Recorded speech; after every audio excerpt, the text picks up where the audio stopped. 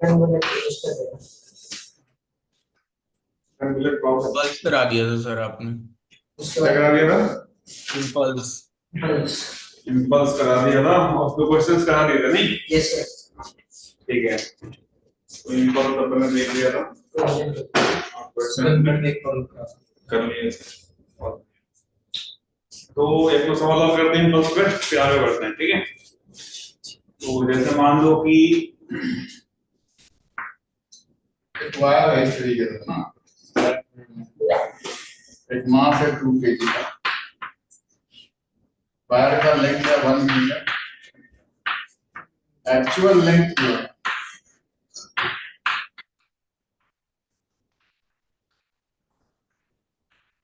Actual length जो है मैं बता दूं 2 मीटर है।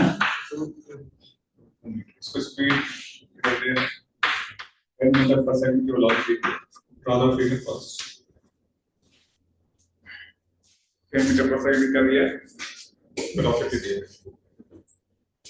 द क्वेश्चन इज कि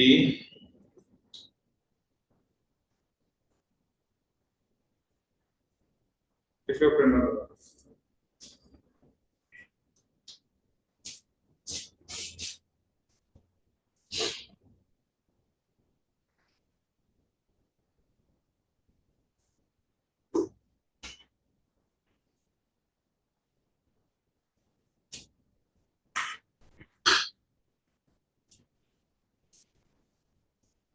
question देखो, find out velocity of the ball just after spring is taut. Find out velocity of the ball just after spring is taut. Okay, now proceed.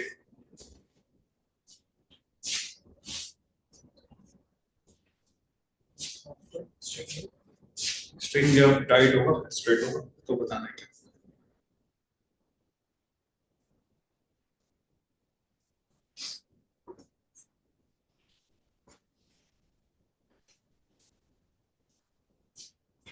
देखो कितना बच्चे कम क्यों होते जा रहे हैं ऑनलाइन में? कौन सा बारिश बारिश तो बहुत दिनों से हो रही है। आज ज्यादा हुई थी 4-5 मिनट।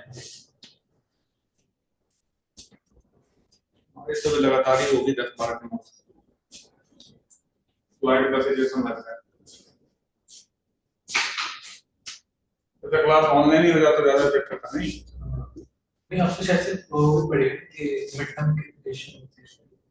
मिड टर्म के वगैरह बाकी कोई बीएमसी वगैरह पड़ेगी। अच्छा,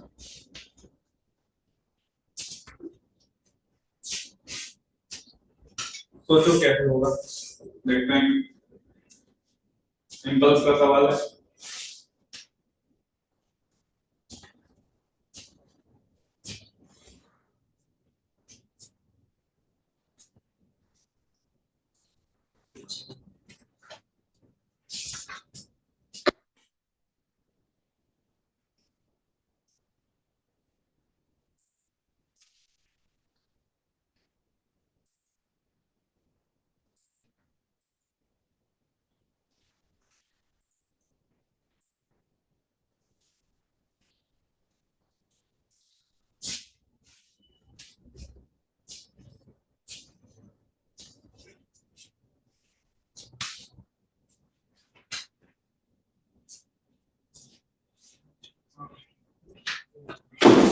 आगे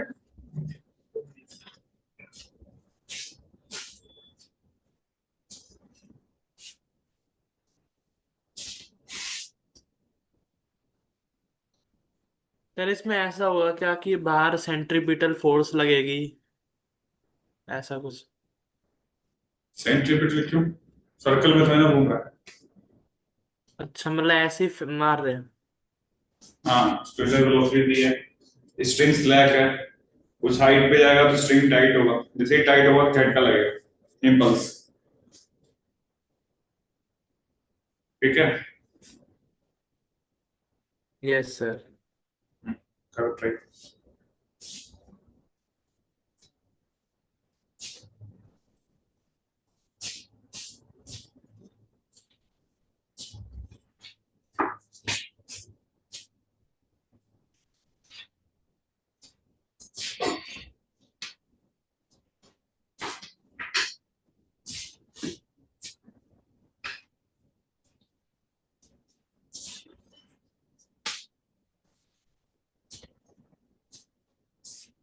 सर हम ये जो है इसको ऊपर स्ट्रिंग से लेके जाएंगे ना।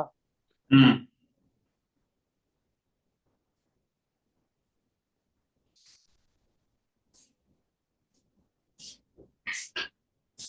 सर ये बॉल ऊपर मूव कर रही है ना 10 मीटर पर सेकंड से। ये टेबल पे है, टॉप व्यू है, इंटायर सिस्टम जो ऑन द टेबल है ना, इस मूड टेबल पे है।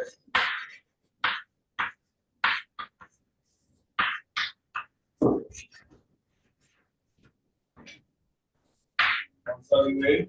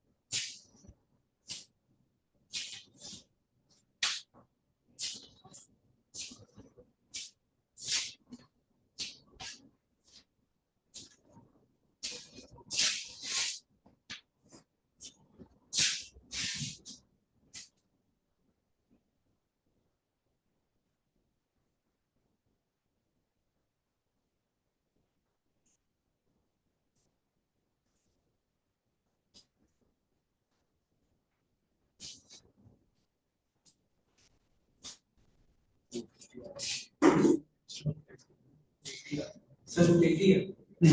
Root 80 root 8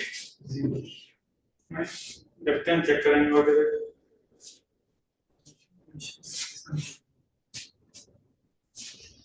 anyone else online में?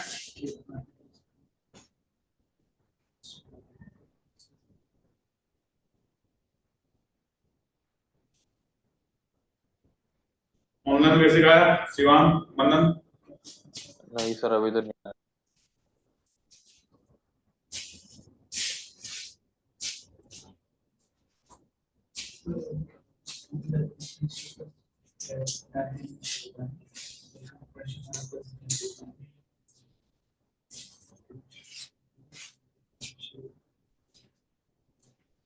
सर एक चीज ये भी पूछनी थी सर, जब ये ऊपर जा रही है तो ये 90 डिग्री बना रही है टेबल के साथ।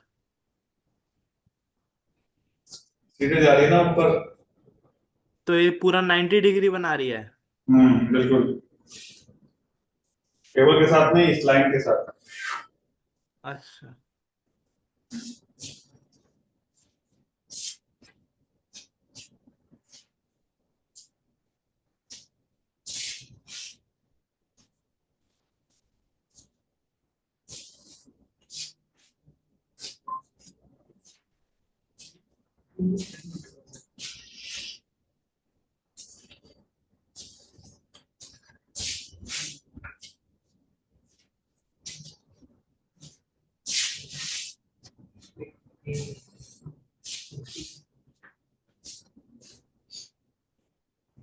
नहीं आया। कितना है रूट 80? तुम्हारा कितना है? ये देखो क्या होगा जी। सर एक आंसर आया है। क्या है? 10/√2 आया है sir. Okay, let me check. तो दे देखिए, बोर्ड पे देखिए, तो आपने इसको हिट किया तो ऐसे जाएगा, और जब ये यहाँ पहुंचेगा और ये लेंथ √2 होगी, तो क्या टेंशन आएगा पिक्चर में? यस और नो? टेंशन पिक्चर में आएगा। अच्छा, इस वाले का मास मैंने नहीं दिया था क्या? नहीं दिया। भाई मास लिखा, इसका मास 1 kg। तो ये √2 हो गया, ये कितना बेटा? 1 मीटर, और ये कितना हो गया? 1 मीटर। यही होगी कहानी, तभी फोर्स लगेगा। तो उस मोमेंट पे इस समय इसकी वेलोसिटी जो होगी वो तो 10 ही होगी, आया ना सीधा होगा। तो 1 √2 का ये कितना एंगल हो गया? 45 डिग्री। ये भी कितना एंगल हो गया? 45 डिग्री। और आप इसको प्रोड्यूस करोगे, इस वेलोसिटी के दो कंपोनेंट होंगे, ये 45 डिग्री कितना है? 45। ये कितना हो जाएगा? 10 cos 45 मतलब 10/√2। और ये कितना हो जाएगा? 10 sin 45 जैसे कौन सा वाला अनचेंज रहेगा? फोर्स किसके लॉ में लग रहा है? इसके लॉ। तो दिस वेलोसिटी में वेट है, ये वाला क्या चेंज रहेगा? Yes sir. तो हमें इसके बारे में सोचते हैं, इसमें कितना चेंज होगा। तो देखो, इसमें टेंशन इधर, इसमें टेंशन इधर। अगर हम इसको सिस्टम ले लूं, इस डायरेक्शन में नेट फोर्स क्या 0 है? मोमेंटम मेजर कर सकते हैं इस डायरेक्शन। तो अपन लिख सकते हैं स्टार्टिंग मोमेंटम बराबर क्या लिखोगे? Final momentum. स्टार्टिंग मोमेंटम कितने से जा रहा था इधर की तरफ? 2 kg इनटू वेलोसिटी कितनी थी? 10/√2। यस और नो? फाइनल मोमेंटम में कॉमन स्पीड आएगी, along the string velocity same होती है, समझ ना? अलोंग द स्ट्रिंग वेलोसिटी क्या होगी? सेम नहीं होगी तो स्ट्रिंग सेलेक्ट कर जाए, तो टाइट है। तो 2 kg 1 kg कितने की? इनिशियल हमने इनिशियल किस पॉइंट पे मारा जब वो उस जैसे ये स्ट्रिंग स्ट्रेच होगा, अच्छा ठीक तो कितने kg का हो गया? 3 kg का इनटू क्या वेलोसिटी लिख सकते हैं। तो यहां से आप सॉल्व करोगे तो वेलोसिटी की वैल्यू कितनी होगी? 20/3√2। ये आ गया वेलोसिटी। ये कौन सा कंपोनेंट आया? ये वाला। और y तो अनचेंज्ड है। अगर मैं बोलूंगा इसका स्पीड बताओ, तो फाइनल स्पीड कितना हो जाएगा दोनों का? Square and under root. तो 10√2 का स्क्वायर कितना हो जाएगा? 100/2 प्लस इसका स्क्वायर करो 400 अपॉन 3√2 का स्क्वायर 18। तो फर्दर सॉल्व करेंगे, कितना जाएगा बताइए? तो 900 प्लस 400 1300 हो गए। 1300 मतलब 10 बाहर √30 ऐसा ना, अपॉन क्या हो गया? 18। चलो, that will be the final speed of this। और 1 kg का स्पीड क्या रहेगा? 20/3। समझ में आया क्या सबको?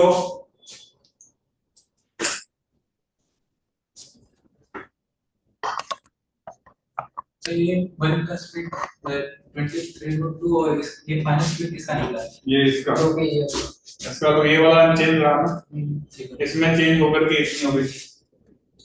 तो ये x हो गया, ये y हो गया, दोनों का रिजल्टेंट √x² प्लस। देख लो इसको जल्दी से, अच्छा सवाल है, टेस्ट में पक्का इसी से रिलेटेड कुछ क्वेश्चन आ सकते हैं, तो इंपॉर्टेंट इसका वाला लेना। You will get same type of questions in test, there is huge possibility.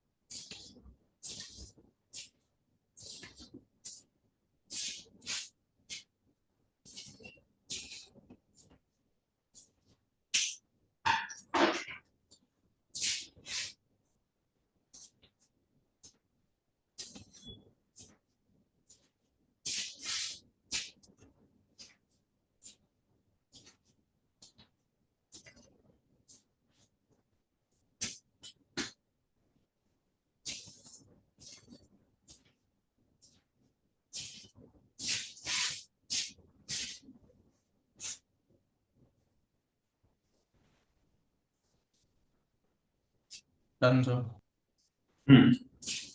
सबका हो गया? देख लो ध्यान से, समझ लो, समझ के लिख लो। शिवांग राय सो तो नहीं गया?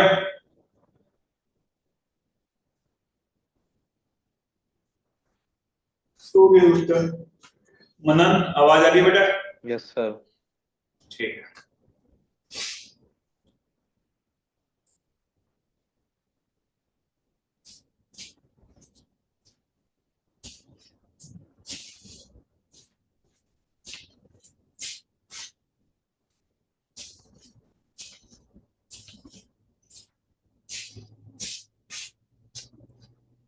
तो यहाँ पे हमने मास 3 क्यों लिया ये समझ नहीं आया। जब हमने मोमेंटम कंजर्व करा तो सर एक तो हमने 2 kg वाला लिया, उसकी स्पीड 10/√2 थी एक्स डायरेक्शन में।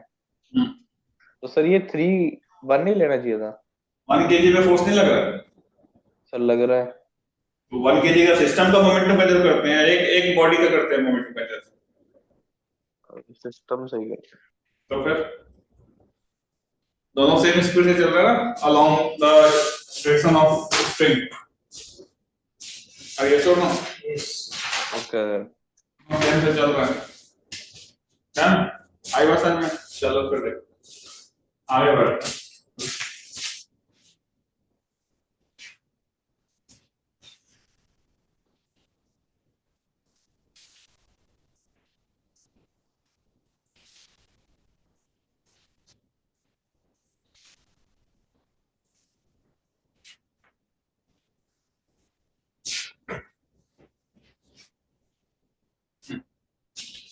तो ये तो था आपका इम्पल्स, है ना?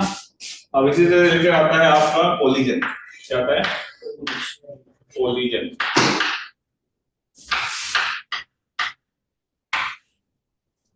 स्पेलिंग चाहिए? कोलिजन। अब सही है? कैसा ना? कोलिजन। अब इसमें देखो क्या होता है कि जैसे मान लो दो ऑब्जेक्ट है, एक ये दूसरा ऑब्जेक्ट ये v1 से चल रहा है और ये v2 से चल रहा है। या इसको u1 u2 बोल दो। किससे चल रहा है? u1 से। ये किससे चल रहा है? u2 से। ये सुनो, तो मैं बोलूं इसका मास m1 है और इसका मास क्या है? m2 है। अगर दोनों टकराएंगे, कब टकराएंगे? जब u1 की वैल्यू क्या होगी? ग्रेटर होगी। सुनो, Yes. बट u2 ग्रेटर होगा u1 से, तो कभी टकराएंगे नहीं, तो चलना ही जाएगा। तो टकराने के लिए क्या कंडीशन होनी चाहिए? पहले u1 ग्रेटर है u2। जब ये टकराएंगे, जब ये टकरा रहे होंगे, तो इस पे एक नॉर्मल फोर्स इधर लगा होगा Yes. और इस पे एक नॉर्मल फोर्स इधर लगा होगा, Yes. और टकराते वक्त इसकी वेलोसिटी क्या वो कम हो जाएगी? अभी Yes. Yes. u1 से चेंज हो गया, मान लो u डैश हो गई, u1 डबल डैश, और इसकी क्या होगी? u2 double dash. अब होगा क्या? देखो, ये जब टकरा रहा है इससे, एक फोर्स इस पे अपोजिट में लग रहा है इसके वेलोसिटी के, तो वेलोसिटी के अपोजिट में फोर्स लगता है, क्या उसकी कम होती है वैल्यू? यस गाड़ी को पीछे फोर्स लगेगा तो ब्रेक लगता है, और इसके वेलोसिटी के सपोर्ट में फोर्स लग रहा है, यानी इसकी वेलोसिटी बढ़ेगी। देखो u1 ग्रेटर था किससे? u2 से। अब u1 की वैल्यू कम हो रही है ड्यू टू द फोर्स, और u2 की वैल्यू बढ़ रही है ड्यू टू द फोर्स। तो एक ऐसा मोमेंट आएगा जब दोनों सेम होंगे। Yes.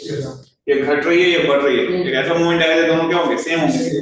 उस केस में आपका मैक्सिमम डिफॉर्मेशन हो रहा होगा। क्या हो रहा होगा? मैक्सिमम डिफॉर्मेशन हो रहा होगा किस मोमेंट पे? जब दोनों की स्पीड क्या होगी, है कि नहीं? उसके बाद क्या होगा? इसकी और कम होगी। सर डिफॉर्मेशन का क्या होगा? टकरा रहा है चीजें, तो अंदर इंटरमोडुलर फोर्सेज भी लग रहा है, तो डिफॉर्म कर रहा है ना चीजें, मतलब कंप्लीटली डिफॉर्म कर गया। हाँ, सेफ में मैक्सिमम डिफॉर्मेशन। उस समय दोनों की स्पीड सेम है, फिर बाद में डिफॉर्मेशन शुरू होगा क्योंकि इसकी स्पीड क्या हुई? और घट रही है, इसकी और बढ़ रही है। बढ़ रही है तो सेपरेट होना चाहेगा, फिर डिफॉर्मेशन होगा, और ये आफ्टर ये मान लो चल रहा है तुम्हारा v2 से, और ये किससे चल रहा है? सेपरेट होकर अलग चलेगा। पहले क्या हुआ? डिफॉर्मेशन, फिर क्या हुआ? रिफॉर्मेशन। तो इसमें एक टर्म डिफाइन करते हैं, coefficient of restitution. Coefficient of what? Restitution. ये क्या बोलता है? Impulse of reformation It is the ratio of impulse of what? Deformation upon क्या बन जाएगा? Impulse of deformation. impulse अभी पढ़ाया था, इसको बोलते थे।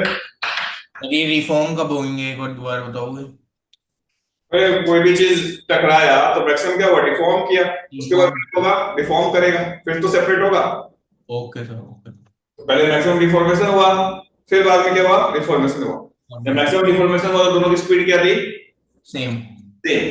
तो मैं अगर बोलूं impulse of reformation upon impulse of deformation, इसकी रेशियो क्या बोलते हैं? कोएफिशिएंट ऑफ डिस्ट्रीब्यूशन ई से डिनोट करते हैं। और इंपल्स में याद है, इंपल्स में आएगा चेंज इन मोमेंटम। तो अगर ये फाइनली इसको सिंपलीफाई करोगे तो ये बनेगा आपका वेलोसिटी ऑफ सेपरेशन। तो रेशियो किसके बराबर होता है? Velocity of separation upon velocity of approach. Velocity of separation upon क्या होता है? Velocity of approach. Velocity of approach. Separation किससे हो रहा है? v2 v1 से। अप्रोच किससे कर रहा है? u1 u2 से। अप्रोच किससे कर रहा था? u1 ग्रेटर था ना, u1 u2 से। और सेपरेशन किससे हो रहा है? v2 v1 से। तो e जो है वो होता है v2 v1 upon u1 u। तो very very important formula. e जो है कोएफिशिएंट ऑफ डिस्ट्रीब्यूशन, पूरा ऐसे लिख लो। और ये जरूर लिखना मैक्सिमम डिफॉर्मेशन के वक्त दोनों की स्पीड क्या होगी? सेम। लास्ट क्लास में कराया भी था मैंने एक सवाल, जिसमें हमने दोनों की स्पीड सेम ली थी स्प्रिंग ब्लॉक सिस्टम में, याद है? उसमें पूछा था मैक्सिमम डिफॉर्मेशन कितना होगा, कंप्रेशन कितना होगा ना। उसमें हमने क्या लिया था याद करो?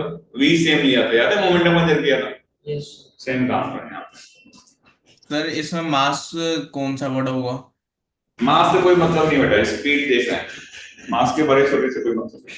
क्योंकि सर अगर मान लो हैवी मास होगा तो वो उतना ज्यादा डिफॉर्म कम होगा। ये तो लिखा है इसमें मास है क्या कहीं? नहीं, मास तो नहीं है। तो फिर जो रेशियो है बता रहा हूँ, velocity of separation upon velocity of approach. Mass से कोई लेना देना नहीं।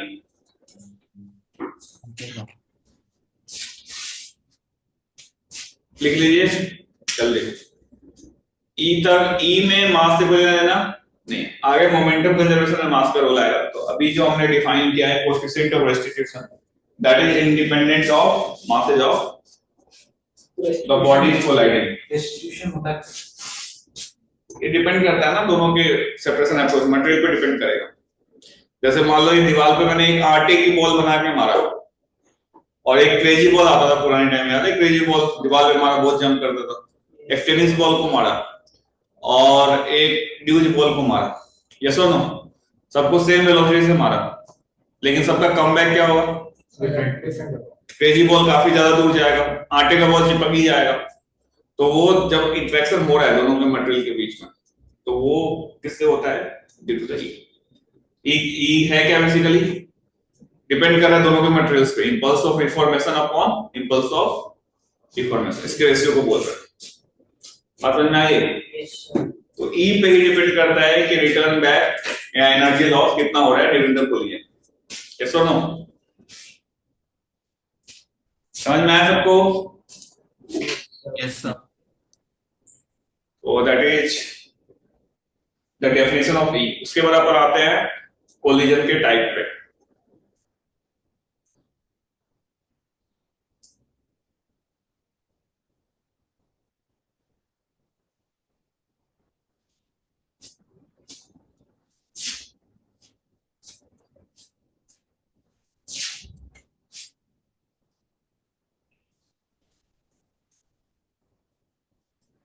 v2 minus v1 upon u1 minus u।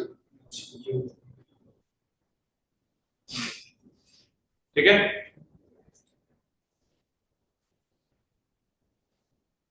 लिख लिया सबने? कोई दिक्कत?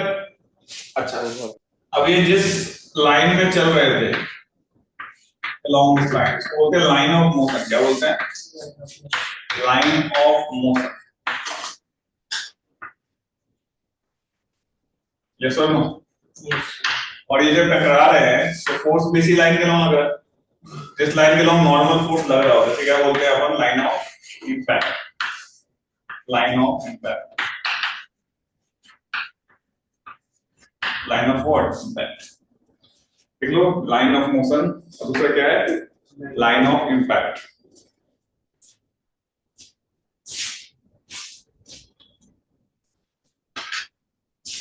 तो नेक्स्ट लीजिए क्लासिफिकेशन ऑफ कोलिजन. नेक्स्ट लीजिए classification of collision. Classification of collision.